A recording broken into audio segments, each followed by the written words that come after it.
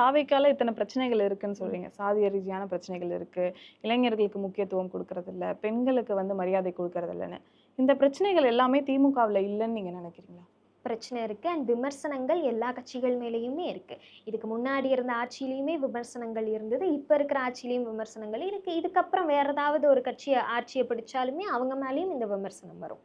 அப்படிங்கும்போது விமர்சனம் இல்லாத அரசியல் கட்சி எதுவுமே கிடையாது. வா. ஆ எங்க அம்மாவுமே இந்த 20 ஆண்டு காலத்துல அவங்க சொல்றது நெறைய நானுமே பார்த்துருக்கேன். நெறைய இடங்கள்ல அவங்களுக்குள்ளேயும் நிர்வாகிகளுக்குள்ள ஒரு சின்ன கருத்து வேறுபாடுகள் எல்லாமே வரும். கட்சி அப்படிங்கும்போது எல்லாருக்குமே கருத்து வேறுபாடுகள் வரது ஒரு காமனான விஷயம்.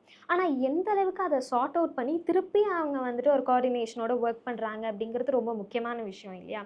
ஸோ இங்க நான் நான் வெளியில வரும்போது கூட சொன்னேன். இது தவேகா தலைவர் அவர்கள் பார்க்கணும். வைஷ்ணவி மாதிரி இத்தன பேரு ஃபேஸ் பண்ணிட்டு இருக்காங்க. எத்தனையோ பேர் இருக்காங்க சொல்லாம. அப்படிங்கிறத அவர் வந்து கீழ அனலைஸ் பண்ணணும். இது எல்லாத்தையுமே சார்ட் அவுட் பண்ணணும் அப்டின்னே நான் கேட்டிருந்தேன் ஓப்பனா. ஆனா இதுவரைக்கும் அந்த 3 வார காலத்துல வைஷ்ணவிக்கு எந்த ஒரு அழைப்புமே வரல. இத நம்ம சார்ட் அவுட் பண்ணிக்கலாம் அப்படிங்கிறது.